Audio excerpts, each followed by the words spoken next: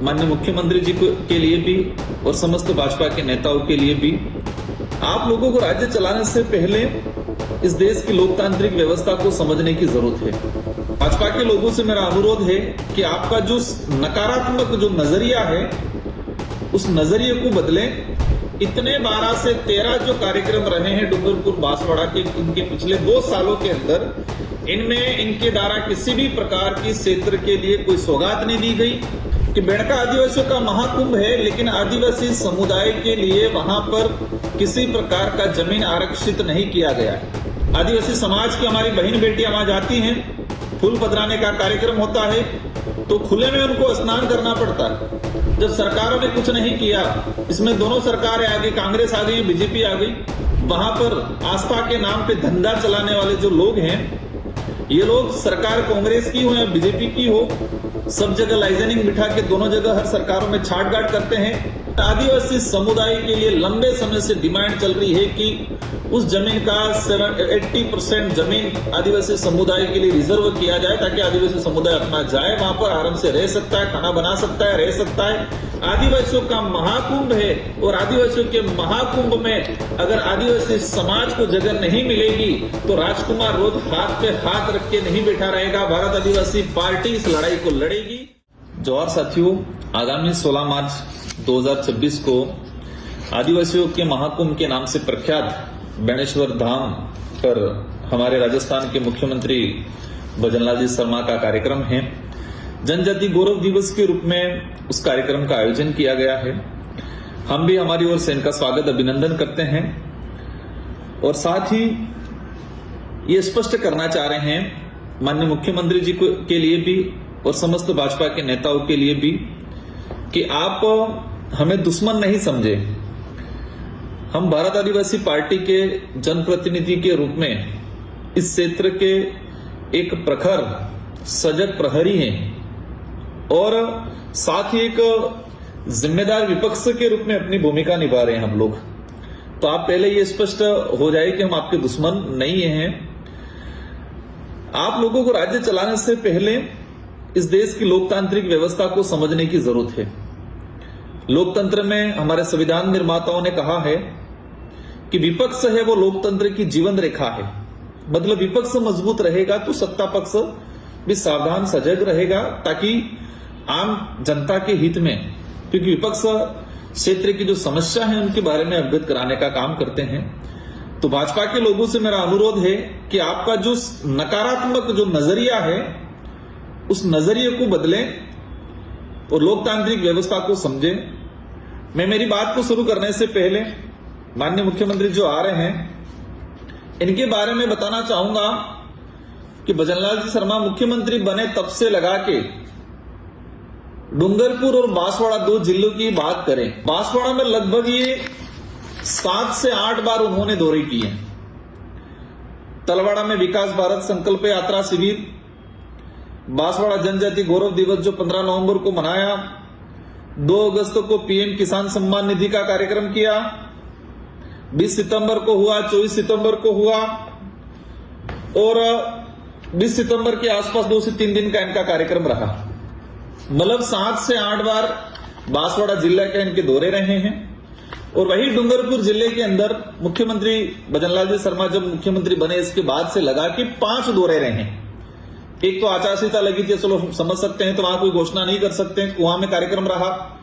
इससे पहले ठाकरड़ा में उन्होंने कार्यक्रम किया, सागवाड़ा के अंदर, बेणेश्वर में माननीय राष्ट्रपति महोदय आए उस दौरान आए वो, और आसपुर के अंदर जामुखंड जो एक आदिवासी समुदाय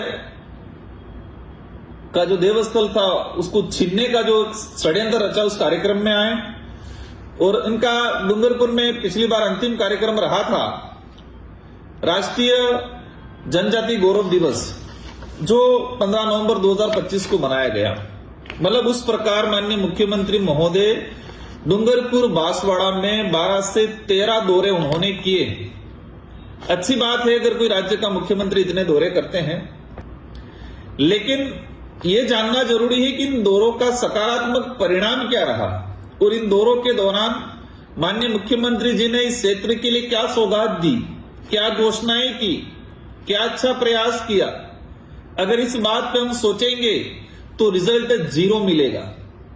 इतने 12 से 13 जो कार्यक्रम रहे हैं डूंगरपुर बांसवाड़ा के इनके पिछले 2 सालों के अंदर, इनमें इनके द्वारा किसी भी प्रकार की क्षेत्र के लिए कोई सौगात नहीं दी गई, नए कई क्षेत्र में कोई बड़ी घोषणा हो रहे हैं। पिछला जो राष्ट्रीय गौरव दिवस मनाया गया, जनजाति गौरव दिवस डूंगरपुर में, शायद कॉलेज ग्राउंड में, उस कार्यक्रम में 7 करोड़ के आसपास खर्चा किया गया, जानकारी में आया। ऐसे 12 से 13 कार्यक्रम रहे हैं। हम औसतन अगर 1-1.5 करोड़ भी माने, मात्र एक कार्यक्रम में 7 करोड़ खर्चा किया गया है। बाकी अन्य कार्यक्रम चलो ठीक है, छोटे हुए, डिपार्टमेंटली हुए, तो वहां 1 करोड़ 1.5 करोड़ ही माने हैं, तो भी हमारा जो अनुमान है कि इन 12-13 दौरों के दौरान माननीय मुख्यमंत्री जी के जो कार्यक्रम रहे, उन कार्यक्रमों में 20 से 25 करोड़ रुपया खर्च किया गया। हम कार्यक्रम क्यों कर रहे हैं, दौरा क्यों कर रहे हैं, उससे हमें कोई आपत्ति नहीं। हम कहते हैं कि आप हर महीने करो। आपने 2 महीनों में 1 दौरा, अगर बात करें कि 2 सालों के अंदर 12 से 13 दौरे जो हुए हैं, तो काउंट करते हैं कि हर 2 महीनों में 1 कार्यक्रम आपका रहा है औसतन। हम चाहते हैं कि आप हर सप्ताह करो, लेकिन उसका कुछ रिजल्ट मिलना चाहिए क्षेत्र की जनता के, क्षेत्र की समस्या क्या है उसको समझो, उसका समाधान करो। अभी रिजल्ट कुछ नहीं मिला। और हुआ क्या है, प्रशासनिक अधिकारी, कर्मचारी, पटवारी, सचिव से लगा के एजुकेशन डिपार्टमेंट के सारे कर्मचारियों को उस सभा की भीड़ का हिस्सा बनने के लिए पाबंद किया जाता है हर बार। आम जनता को इन दौरों के अंदर जो रूटीन में केंद्र और राज्य की जो सरकार की स्कीमें हैं, इन स्कीमों के बारे में चर्चा की। इन स्कीमों का जो कहे कि बैरिकेड लगा के इसको जिसे रोक के कहे कि हम बात करें पीएम किसान निधि हो गया, मान लो कोई कृषि ऋण हो गया, स्कूटी वितरण योजना, एक रूटीन योजना है, वो कोई भी सरकार आती है वो योजना आम जन के लिए जारी रहती है। लेकिन इस सरकार ने इस योजनाओं के माध्यम से एक राजकोष का बड़ा चुनाव लगाने का काम किया है, प्रचार प्रचार और लोगों को गुमराह करने का काम किया है। तो माननीय मुख्यमंत्री जी महोदय, आपने 12 से 13 दौरे कर लिए, लेकिन डूंगरपुर बांसवाड़ा को आपके किसी भी दौरे से कोई भी सौगात नहीं मिली है। सिर्फ जनता ने हर बार जनता को ठगने का काम किया गया है आपके द्वारा। जनता ने बड़ी आस लगाई थी कि माननीय मुख्यमंत्री जी आते हैं तो कोई घोषणा करेंगे, कुछ जनहित में काम करेंगे, लेकिन किसी प्रकार का कोई सौगात नहीं मिला है। अभी आए हैं, उनसे आपसे काफी उम्मीदें हैं। हम ये चाहेंगे कि आप कुछ करें या नहीं करें, लेकिन भूमाफियाओं को पनपा के नहीं जाए। जिस तरह से भाजपा के राज में भाजपा के पदाधिकारियों के साथ, उनके रिश्तेदारों के साथ मिलकर जिस तरह से आदिवासी इलाका में जमीन हड़पने का जो कृत्य किया जा रहा है, इसे भूमाफिया पनपाने का काम नहीं करे तो और ठीक रहेगा।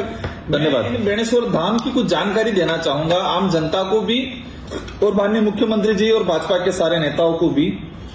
जिस स्थान पर आप राजस्थान गौरव दिवस मना रहे हो, ये आदिवासियों का महाकुंभ के नाम से प्रख्यात है, और आप भी जनजाति गौरव दिवस वहां मना रहे हो, अच्छी बात है।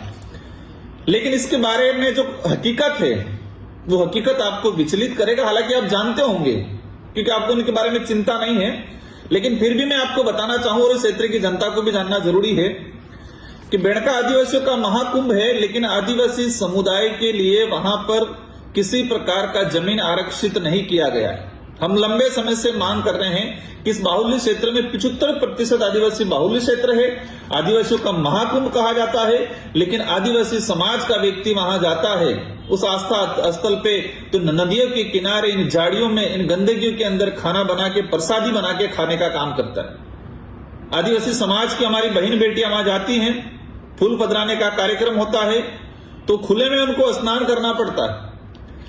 उस बेड़का में हर समाज का, अधिकतर समाजों का, जो बाहुबली समाज के रूप में जाने जाते हैं, हर समाज का भवन बना हुआ है, बनना चाहिए, हमें कोई दिक्कत नहीं। लेकिन आदिवासी का महाकुंभ है तो आदिवासी समुदाय के हित में वहां पर क्यों नहीं? हर समाज की जमीन के सस्ता बनी हुई है, जमीन अलर्ट हुआ है, सस्ता के नाम से भवन बना हुआ है, लेकिन आदिवासियों के लिए वहां पर कहीं कुछ नहीं किया गया है अब तक। पिछली बार जब सरकारों ने कुछ नहीं किया, इसमें दोनों सरकारें आ गई, कांग्रेस आ गई, बीजेपी आ गई, ये जो वहां पर आस्था के नाम पे धंधा चलाने वाले जो लोग हैं, ये लोग सरकार कांग्रेस की हो या बीजेपी की हो, सब जगह लाइजनिंग बिठा के दोनों जगह हर सरकारों में छांटगांठ करते हैं। और कांग्रेस और बीजेपी दोनों पार्टियों के लोगों को भी जानना जरूरी है कि ये लोग किसी के नहीं है, सिर्फ आस्था के नाम पे, बेणेश्वर के नाम पे धंधा चलाने का काम करते हैं। पिछली बार आदिवासी समुदाय ने चंदा करके 8 लाख रुपए इकट्ठा किया।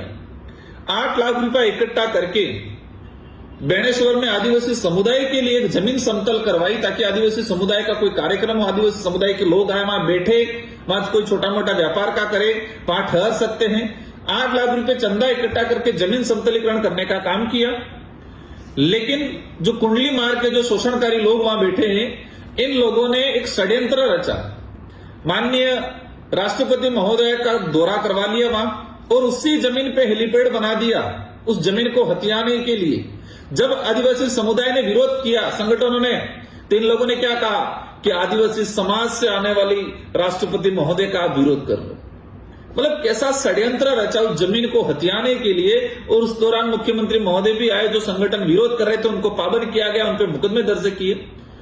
उसी टापू पर बरसों से आदिवासी समुदाय के संत मेट कोटवाल वहां रहते हैं। इन मेट कोटवालों को आए दिन प्रशासन को आगे करके प्रताड़ित करने का काम किया जाता है। इन पे मेट कोटवालों पे, संतों पे मुकदमा दर्ज कर दिया गया। आदिवासियों का महाकुंभ है, क्या आदिवासी समुदाय के जो हमारे मेट कोटवाल भगत हैं, क्या उस महाकुंभ पे नहीं बैठ सकते हैं? वो वहां मठ नहीं लगा सकते हैं क्या? वो वहां पर पूजा पद्धति नहीं कर सकते हैं क्या? सिर्फ कहने में रह गया है, बाकी शोषणकारी लोगों ने पूरा हड़पने का काम किया गया है। हम देख रहे हैं कि वहां हर समाज के लिए सुविधा, चलो अच्छी बात है, मैंने कहा कोई दिक्कत नहीं है, ठीक है, सभी के लिए बेणका का जो आस्था का केंद्र दरवाजा खुला है। लेकिन आदिवासी समुदाय के लिए लंबे समय से डिमांड चल रही है कि उस जमीन का 80% जमीन आदिवासी समुदाय के लिए रिजर्व किया जाए, ताकि आदिवासी समुदाय अपना जाए, वहां पर आराम से रह सकता है, खाना बना सकता है, रह सकता है। और उस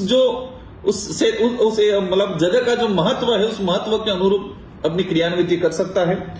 लेकिन जो लोग बैठे हुए हैं, इन लोगों ने बड़ा खेल किया है। पिछली सरकार कांग्रेस की हो या बीजेपी की हो, विकास के नाम पे पैसा आता है, कई बार ट्रस्ट के नाम पे आ जाता है। एक जानकर बड़ा आश्चर्यचकित होगा, उस बेणका को विकसित करने के लिए हमारा सुराता धाम हो, बासिया हो, हमारा छाणी मंगरी धाम हो, उधर हमारे देवापुरी धाम हो, इन सारे धामों से मेट कोटवाल संत चंदा करके वहां पहुंचाते हैं। लेकिन जो ट्रस्ट बनाया है वहां बेणेश्वर के नाम, बेणेश्वर के लिए जो ट्रस्ट बनाए हैं, वो 2 ट्रस्ट बने हुए हैं। एक है ये नीलकंठ भगवान प्रन्यास हरि मंदिर साबला, और दूसरा जो ट्रस्ट बनाया है बेणेश्वर शिवालय विकास प्राधिकरण, जो गवर्नमेंट के द्वारा प्राधिकरण बनाया गया है। आपको जानकर आश्चर्यचकित होगा, आदिवासियों का महाकुंभ है, तो अगर कोई संस्था बनी है, कोई ट्रस्ट बनी है, तो उस ट्रस्ट के अंदर आदिवासी समुदाय होना चाहिए, स्वाभाविक बात है। लेकिन आदिवासी सिर्फ वोट बैंक तक सीमित है, आदिवासी सिर्फ वहां चंदा डालने तक सीमित है, रसीद कटवाने तक सीमित है, ट्रस्ट में उनको जगह नहीं है। आप नाम सुन के आश्चर्यचकित हो जाओगे। बलवंत सिंह चौहान अध्यक्ष बने हुए हैं, सदस्य बने हुए स्थायी परमेश्वर नागर, सुरेश शर्मा, चंद्रकांत शुक्ला, गुमान सिंह चौहान, जयंतीलाल व्यास, मानसिंह राठौड़। ये जो सदस्य बने हुए हैं, इसमें एक भी आदिवासी नजर नहीं आता है, और आदिवासियों का महाकुंभ है। दूसरा, राजस्थान देवस्थान विभाग द्वारा बेणेश्वर धाम विकास बोर्ड बनाया गया। पिछली बार सरकार ने काफी वाहवाही लूटी कि हमने आदिवासी बेणेश्वर धाम विकास बोर्ड बना लिया, लेकिन उसमें भी सारे प्रशासनिक अधिकारी को लिया गया है। वहां पर हरि मंदिर के पीठासीन अधिकारी अच्युतानंद जी उसके अध्यक्ष बने हुए हैं। बाकी जिला कलेक्टर, सारे विभागों के अधिकारी कर्मचारी को लिया गया है, लेकिन इसमें भी किसी भी एक भी आदिवासी समुदाय को प्रतिनिधित्व नहीं दिया गया है। यहां तक तो ठीक है, स्थानीय विधायक, स्थानीय सांसदों को भी वहां पर अनुमति या उनको सदस्य नहीं बनाया गया है। ये दुर्भाग्य है, ये सोतेला। अब मैं ये बात बोल रहा हूं, कई लोग कहेंगे कि सामाजिक सौहार्द बिगाड़ रहा है राजकुमार, कई लोग कहेंगे कि राजकुमार युवाओं को भड़का रहा है। आदिवासियों का महाकुंभ है और आदिवासियों के महाकुंभ में अगर आदिवासी समाज को जगह नहीं मिलेगी तो राजकुमार रोज हाथ पे हाथ रख के नहीं बैठा रहेगा। भारत आदिवासी पार्टी इस लड़ाई को लड़ेगी, लड़ती आई है, आगे भी लड़ेगी। हमें न्याय चाहिए। अगर आप कहते हो सामाजिक सौहार्द, तो सामाजिक सौहार्द आदिवासियों को बिल्कुल साइड में करके उनको सिर्फ वोट बैंक बना के आदिवासी सामाजिक सौहार्द नहीं बन सकता है। ये ट्रस्ट है, ट्रस्ट को तत्काल बंद करने की जरूरत है। इस बार मैंने मेले का भ्रमण किया, मेले में गया, मैंने देखा एक एरिया आइडेंटिफाई कर रखा है हरि मंदिर के आसपास 200-300 मीटर, 100 मीटर, 200 मीटर, 200 मीटर की रेंज का 180 के आसपास दुकानें लगी हुई है। उस दुकानें लगाने की जो रेट थी, मैंने जब पूछा 20 से लगा के 35,000 तक प्रत्येक दुकान से पैसा वसूला जा रहा था। उन दुकानदारों को कोई रसीद नहीं दी जा रही थी। हमने पूछा कि पैसा कौन ले रहा है? प्रशासन ले रहा है, पंचायत समिति ले रही है, कौन ले रहा है? कोई पता नहीं है। फिर पता चला कि ये ट्रस्ट के लोग हैं, वो ले रहे हैं। मैंने कहा ठीक है, ट्रस्ट के लोग ले रहे हैं तो ट्रस्ट की रसीद कहां है? रिकॉर्ड ली, कोई रसीदें नहीं है। हर बार बेणेश्वर मेले में, बेणेश्वर जो आदिवासियों का महाकुंभ जो के नाम से प्रख्यात है, उसको भ्रष्टाचार का हड्डा बना के 1.5 से 1.5 करोड़ के आसपास का जो औसतन हम अगर हम 20,000 भी माने तो 1.5 करोड़ के आसपास भ्रष्टाचार किया जाता है। मेले के नाम पे अवैध वसूली की जाती है और प्रशासन वह आंख मूंद के बैठा रहता है। जब आदिवासी समुदाय अगर कोई छोटा सा कुछ कर देगा तो प्रशासन अपनी कलम और कागज चलाने में तत्काल फुर्ती दिखा लेता है, लेकिन बेणेश्वर मेले में बड़ा भ्रष्टाचार होता है। उस भ्रष्टाचार के खिलाफ प्रशासन की हिम्मत नहीं है कि वो आवाज उठाए। बाहर जो पंचायत दुकानें लगी रहती है, तो छोटे मोटे व्यापारी जो आसपास का आदिवासी पिछड़ा समुदाय का व्यक्ति, दलित समुदाय का व्यक्ति वहां धंधा पानी करता है, वहां प्रशासन लट लेके, रसीद लेके पंचायत समिति को उनसे पैसा वसूलने का काम करते हैं। लेकिन जो मुख्य जगह है वहां पर जो दुकानें हैं, वहां पर किसी प्रकार की प्रशासन पैसा वसूल नहीं करता है। उनको अनलीगल तरीके से वो पैसा वसूलने का काम किया जाता है। बेणेश्वर आदिवासियों का महाकुंभ मात्र कहने में रह गया है, वहां पर आदिवासियों को किसी प्रकार की कोई जगह नहीं दी गई है। माननीय मुख्यमंत्री जी से अनुरोध है कि आप आ रहे हो, आपका दूसरी बार दौरा है मुख्यमंत्री बनने के बाद बेणेश्वर में, इन चीजों को आप ध्यान रखें। सिर्फ राष्ट्रीय जनजाति गौरव दिवस या राज्य जनजाति गौरव दिवस बनाने से काम नहीं चलेगा। आपको बेणेश्वर की हकीकत, बेणेश्वर में 80% जमीन आदिवासियों के नाम आरक्षित करने की जरूरत है। वहां पर आदिवासी समुदाय जो आ रहा है उनको सुख सुविधाएं जो उपलब्ध कराने के लिए सामुदायिक भवन हो, सामुदायिक शौचालय हो और आदिवासी समुदाय के सामाजिक संगठनों के साथ आप बैठे, वहां बैठ के उनसे बात करें। जनजाति गौरव दिवस मना रहे हो, क्या सामाजिक संगठनों के साथ आप बैठ के चर्चा करनी चाहिए आपको? उनकी समस्या क्या, उनकी मांग क्या है, उनको समझने की जरूरत है।